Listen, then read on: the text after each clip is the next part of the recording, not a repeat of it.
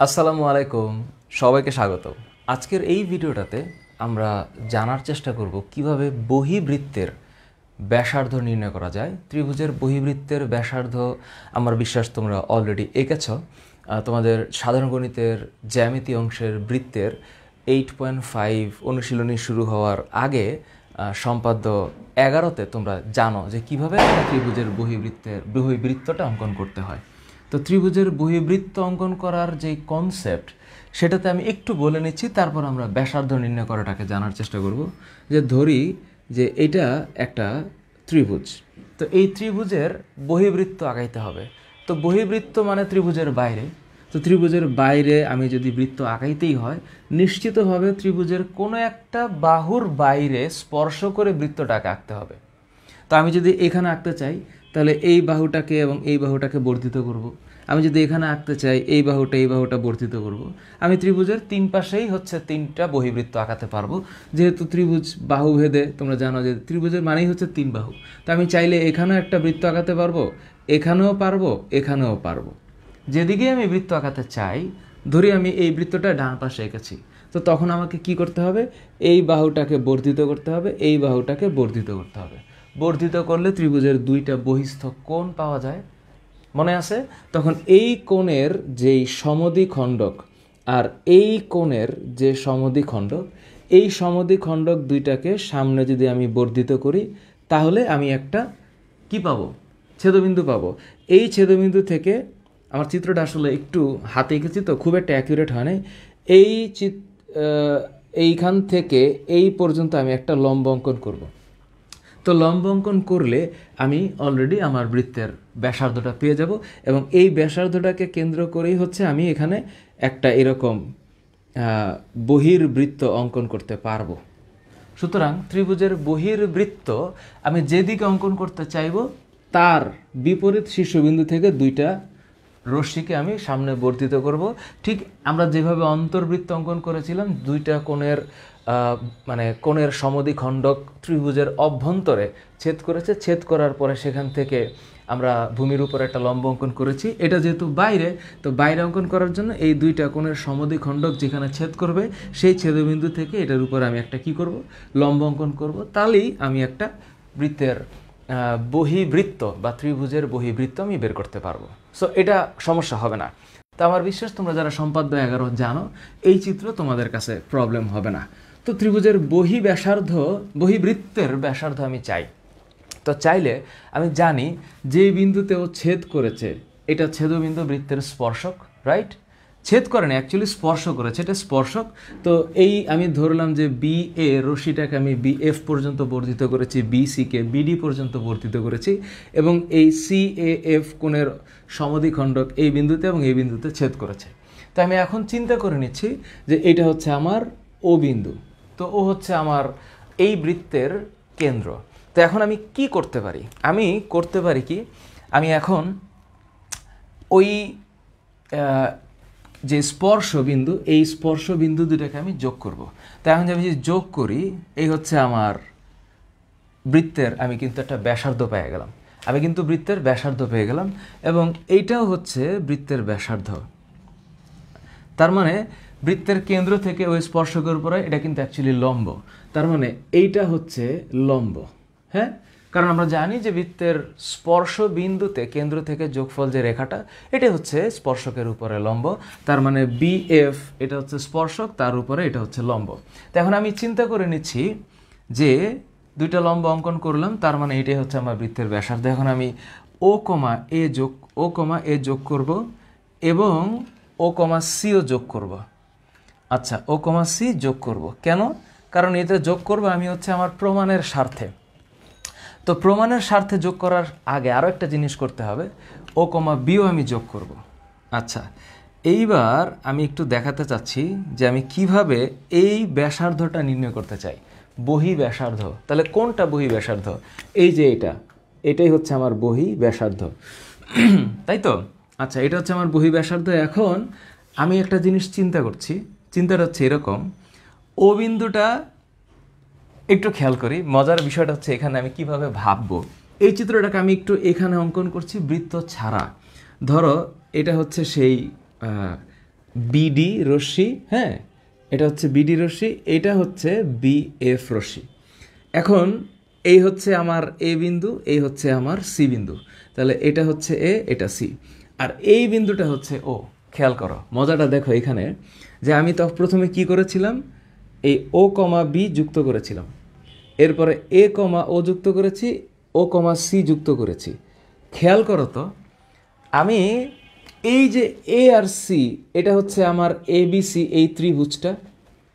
এখন আমি যদি এখন একটু কল্পনা করি যে এ ও বি এই ত্রিভুজের ক্ষেত্রফল, ত্রিভুজ এ ও বি এই ত্রিভুজের ক্ষেত্রফল প্লাস বি ও সি এই ত্রিভুজের ক্ষেত্রফল প্লাস বি ও সি, অর্থাৎ এই যে ত্রিভুজটা এবং এই যে ত্রিভুজটা, এই দুইটা ত্রিভুজের ক্ষেত্রফল থেকে আমি যদি এখন এই ত্রিভুজের ক্ষেত্রফলটা বাদ দিয়ে দিই, মাইনাস ত্রিভুজ এ ও সি বাদ দিয়ে দিই, তাহলে আমি এবিসি ত্রিভুজের ক্ষেত্রফল পাবো। তার মানে আমি যে ত্রিভুজটা ভাবছি এবিসি ত্রিভুজ, যেই ত্রিভুজের এবি বাহুর দৈর্ঘ্য হচ্ছে এ, বিসি বাহুর দৈর্ঘ্য হচ্ছে এবি বাহুর দৈর্ঘ্য সি, এবি বাহুর দৈর্ঘ্য হচ্ছে সি, বিসি বাহুর দৈর্ঘ্য এ, এসি বাহুর দৈর্ঘ্য বি ধরলাম। এ ও সি যদি বাদ দেই তাহলে আমি ত্রিভুজ এ বি সি এর ক্ষেত্রফল পাচ্ছি। ক্লিয়ার? ক্লিয়ার। তার মানে এই কনসেপ্টটা আমি এখন এখানে চিন্তা করব। তার মানে এই কনসেপ্ট যদি আমি এখানে ভাবি, এটা এটা এটা বোঝা গেছে বিষয়টা। আমি কিন্তু বৃত্তটাকে একটু মানে চোখের সামনে থেকে একটু আপাতত সরাইতে হবে। বৃত্ত সরাই ফেললাম, এ ও সি বি নিয়ে ভাবছি, এ ও সি বি, তাহলে এ বি ও থেকে প্লাস এ বি সি ও মানে ওবিসি, এই টোটাল অংশটা থেকে আমি যদি এ ও সি বাদ দিয়ে দিই আমি এবিসি পাবো। এটাই হচ্ছে বিষয়। এটাকে নিয়ে এখন আমার কাজটা করতে হবে। তা আমি এখন চিত্র হতে কি পাচ্ছি, আমি চিত্র হতে কি পাই, এই যেটা পাই যে ত্রিভুজ, খেয়াল করো এ ও বি, এ ও বি এই ত্রিভুজের ক্ষেত্রফল প্লাস বিওসি, এই যে বি ও সি ত্রিভুজের ক্ষেত্রফল মাইনাস ত্রিভুজ এ ও সি এর ক্ষেত্রফল, ত্রিভুজ এ ও সি এর ক্ষেত্রফল ইকুয়াল টু হবে ত্রিভুজ এ বি সি এর ক্ষেত্রফল। আমরা যে এর আগের ভিডিওতে ত্রিভুজের অন্তবৃত্তের ব্যাসার্ধ নির্ণয় করেছিলাম, সেখানে কিন্তু আমি একইভাবে দেখাইছিলাম এই ত্রিভুজের ক্ষেত্রফল নিয়েই কিন্তু গল্পটা। এখন যদি আমি এটাকে একটু মুছি, এবার কল্পনা করি তো ত্রিভুজের ক্ষেত্রফলের সূত্র কি। আমরা সবাই জানি ত্রিভুজের ক্ষেত্রফলের সূত্র হচ্ছে হাফ ইন্টু ভূমি ইন্টু উচ্চতা। তাহলে উচ্চতা মাপবো কেমনে? এখন ত্রিভুজ এ ও বি, যেটা ত্রিভুজ এ ও বি, এই যে খেয়াল করো ত্রিভুজ এ বি ও হচ্ছে এখানে এই ত্রিভুজের, তাহলে উচ্চতাটা কোনটা হবে? এই যে এই ত্রিভুজটাকে আমি একটু নিচে নিয়ে আসছি, এটা এ, এটা বি, এটা হচ্ছে ও। এটার উচ্চতা হচ্ছে, এই যে আমি এবিকে যে বর্ধিত করলাম, এবিকে বর্ধিত করার পরে আমি একটা লম্ব অঙ্কন করেছি না এখানে, এই যে লম্ব দূরত্ব, যেই লম্ব দূরত্বটা এই ব্যাসার্ধের সমান, রাইট? তাহলে এই লম্ব দূরত্বটাই হচ্ছে আমার এই ত্রিভুজের উচ্চতা। এখন আমি যদি উচ্চতা চিন্তা করতে চাই, তাহলে উচ্চতাটা চিন্তা করব, সেক্ষেত্রে ভূমি কোনটা হবে? এখন এই যে এইটা হচ্ছে আমার উচ্চতা, তাহলে এবিটাকে আমি বর্ধিত করেছি, তাহলে এখন এই এবি হচ্ছে আমার ভূমি এবং এটা হচ্ছে আমার উচ্চতা। তার মানে ত্রিভুজ এ ও বি এইটার ক্ষেত্রফল হচ্ছে হাফ ইন্টু ভূমি হচ্ছে সি, সি ইন্টু আর প্লাস বিওসি। ঠিক একইভাবে বিওসি, এই ত্রিভুজের ক্ষেত্রে ভূমি হচ্ছে এ, এই উচ্চতা হচ্ছে আর, বিওসি এটার ভূমি এ, তাহলে এটাকে আমি লিখতে পারি হাফ ইন্টু এ ইন্টু আর মাইনাস ত্রিভুজ এ ও সি। তাহলে এ ও সি এটার ক্ষেত্রে, ত্রিভুজ এ ও সি এর ক্ষেত্রে আমি বুঝতেই পারতেছি যে ভূমি হচ্ছে এটা, কোনটা? এই যে ভূমি হচ্ছে এসি, তাহলে এসি মানে হচ্ছে বি, তাহলে এটা হচ্ছে হাফ ইন্টু বি, তাহলে আমার উচ্চতাটা হচ্ছে অবশ্যই এই ব্যাসার্ধটাই হবে, তাহলে এটা নিশ্চিতভাবে এই ব্যাসার্ধ আরই হবে, সেটা হচ্ছে উচ্চতাটা, কারণ এই ত্রিভুজটা তো এই বিন্দু থেকে এই স্পর্শকের উপরেই, তাহলে এই কেন্দ্র থেকে এইটার উপরে আমি যে লম্বটা অঙ্কন করলাম, এই লম্বটাই হচ্ছে এই ত্রিভুজের উচ্চতা। That's it. তাহলে এইটা প্লাস এইটা মাইনাস এইটা ইকুয়াল টু হচ্ছে ত্রিভুজ এ বি সি এর ক্ষেত্রফল। এবার একটু মনে করে দেখি তো আমরা ত্রিভুজ এবিসি এর ক্ষেত্রফলটা কি জানি। আমরা ত্রিভুজ এবিসি এর ক্ষেত্রফল এ বি সি, আমি জানি এবি বাহুর দৈর্ঘ্য সি, বিসি বাহুর দৈর্ঘ্য এ, এসি বাহুর দৈর্ঘ্য বি। তখন সূত্রটা হবে ত্রিভুজ এবিসি এর ক্ষেত্রফল। তোমাদের মনে আছে, তোমরা পরিমিতিতে পড়েছ ত্রিভুজ এবিসি এর ক্ষেত্রফল হচ্ছে root S into S minus A S minus B S minus C. এটা এখানে লিখলাম না। এখন এখানে চিন্তা করে দেখি তো, তা আমি কি লিখতে পারি? হাফ আর কমন, তাহলে এটা কি C plus A minus B equal to, এখন আমি এটা বরাবর এটা লিখতে পারবো যে এটা হচ্ছে S into S minus A S minus B S minus C. এখানে আমি একটু পরিবর্তন করতে চাই। কি পরিবর্তন করতে চাই? সেটা হচ্ছে হাফ আর, এটাকে আমি যদি সি প্লাস এ প্লাস বি লিখি, ধরো আমি যদি এটাকে লিখি প্লাস বি, তাহলে মাইনাস বি করার জন্য এখানে মাইনাস টু বি দিব। ঠিক আছে, তাহলে এটা হিসাবটা একই রকম হবে। এটা তোমাদের বোঝার কথা, খুব সিম্পল। তাহলে S into S minus A S minus B S minus C. তাহলে এখানে আমার A plus B plus C মানে কি? A plus B plus C মানে হচ্ছে আমার পরিসীমা, কারণ আমরা জানি কোনো একটা ত্রিভুজের পরিসীমা 2s মানে হচ্ছে A plus B plus C. তাহলে অর্ধ পরিসীমা কি? অর্ধ পরিসীমা হচ্ছে S, which is A plus B plus C by 2। এবার এখানে খেয়াল করি, তাহলে এই যে আমার A plus B plus C আছে, এটার বদলে আমি এখন কি লিখতে পারি? 2s। তাহলে আমি লিখব যে বা যে হাফ আর এটা হচ্ছে 2s minus 2b equal to এই যা থাকবে তাই S minus A S minus B S minus C.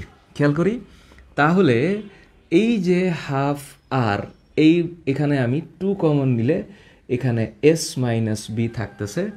তো এখন জিনিসটা আমার কাছে একটু সহজ হয়ে গেল, S minus B S minus C. তাহলে 2 এ 2 এ কাটা, যেহেতু হাফ আর 2 গুণ করলে আমি এটা কাটা দিতে পারি, তাহলে এখানে এস মাইনাস বি থাকলো। এই হচ্ছে আমার আর, আমি সূত্র পেয়ে গেলাম যে সুতরাং এই আর মানে হচ্ছে ত্রিভুজ এবিসি এর ক্ষেত্রফল, মানে হচ্ছে root S into S minus A S minus B S minus C, ত্রিভুজ এবিসি এর ক্ষেত্রফল divided by S minus B. এখন বি কোনটা ছিল? বি ছিল যেই বাহুটার ওপরে, যে বাহুটাকে স্পর্শ করে এই বৃত্তটা অঙ্কন হয়েছে, সেই বাহুর বিয়োগফল। এই হচ্ছে আমার সূত্র, এবং এই সূত্র দিয়েই হচ্ছে আমি কোনো একটা ত্রিভুজের যদি বাহুর দৈর্ঘ্য জানা থাকে এবং ত্রিভুজটা যদি বহির্বৃত্ত হয়, আমি বহির্বৃত্তের ব্যাসার্ধ নির্ণয় করতে পারবো। সিম্পল না? খুবই সিম্পল। তার মানে আমি যদি এই কনসেপ্টটা আমার মাথায় রাখতে হবে যে আমি কোন ত্রিভুজ থেকে কোন ত্রিভুজটাকে বাদ দিলে ত্রিভুজ এবিসি এর কনসেপ্টটা পাবো। That's it. সো আমি এখন এখানে একটু যদি লিখি এই বিষয়টাকেই, যে ব্যাসার্ধ আসলে কি। ব্যাসার্ধটা হচ্ছে এইরকম যে ত্রিভুজের বহির্বৃত্তের ব্যাসার্ধের সূত্র হইল যে আমার সোজা কথা ত্রিভুজের কি ক্ষেত্রফল, ক্ষেত্রফল ডিভাইডেড বাই অর্ধ পরিসীমা, অর্ধ পরিসীমা মাইনাস স্পর্শ বাহুর দৈর্ঘ্য, এই যে বি। তার মানে আমি এখানে স্পর্শ বাহুর দৈর্ঘ্য, এটা কেন লিখলাম? কারণ আমি এটা কোন বাহুর উপরে কল্পনা করেছি? বি বাহুর উপরে। এখন যদি সি বাহুর উপরে হইতো তাহলে এটা এস মাইনাস সি হইতো, যদি এটা এ বাহুর উপরে হইতো তাহলে এটা এস মাইনাস এ হইতো। সিম্পল। এখন যদি আমি বলি যে এমন একটা ত্রিভুজ, যে ত্রিভুজের এ বাহু ধরলাম 9 সেন্টিমিটার, বি হচ্ছে 10 সেন্টিমিটার, সি হচ্ছে 15 সেন্টিমিটার, এমন একটা ত্রিভুজ, বিষমবাহু ত্রিভুজ, তাহলে তার পরিসীমা হচ্ছে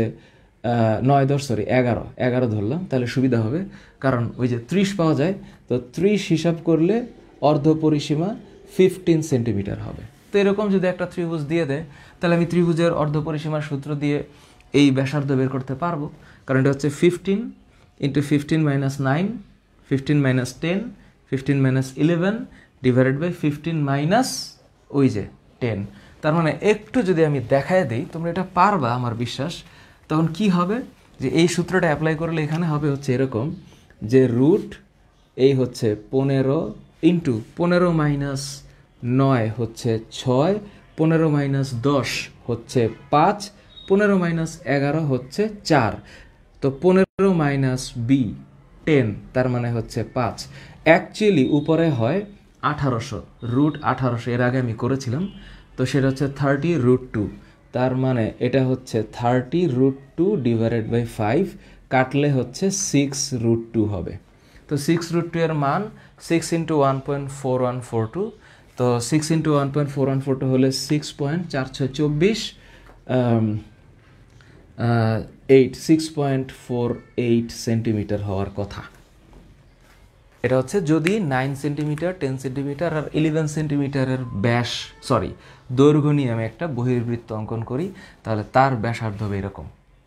easy easy squeegee, lemon squeegee, পারা যাবে। এই হচ্ছে বিষয়, মানে এইটার ক্ষেত্রফল মাইনাস এইটা ইকুয়ালস টু ত্রিভুজ এবিসি এর ক্ষেত্রফল। তো এবিসি এর 3 বাহুর দৈর্ঘ্য আমি জানি, তো ত্রিভুজের 3 বাহুর দৈর্ঘ্য আমি যদি জানি, তাহলে নিশ্চিতভাবে তার যে কোনো এক বাহুর বাইরে কোনো বহির্বৃত্ত অঙ্কন করলে সেই বহির্বৃত্তের মানে ব্যাসার্ধ আমি বের করতে পারবো। ইজি, ঠিক আছে। তাহলে এর পরের ক্লাসে আমি পরিবৃত্তের ব্যাসার্ধ বের করার ক্ষেত্রে সাইন রুল ব্যবহার করতে হয়, সেই সাইন রুলটা কি সেটা ব্যাখ্যা করব, তারপরে তোমাদেরকে আমি পরিবৃত্তের ব্যাসার্ধের বিষয়টা ব্যাখ্যা করব। সো দেখা হচ্ছে পরের ক্লাসে। স্টে টিউন, ভালো থাকো, সুস্থ থাকো, আনন্দ নিয়ে পড়ো, এটা আমি চাই। আল্লাহ হাফেজ। সবার জন্য অনেক শুভকামনা ও দোয়া।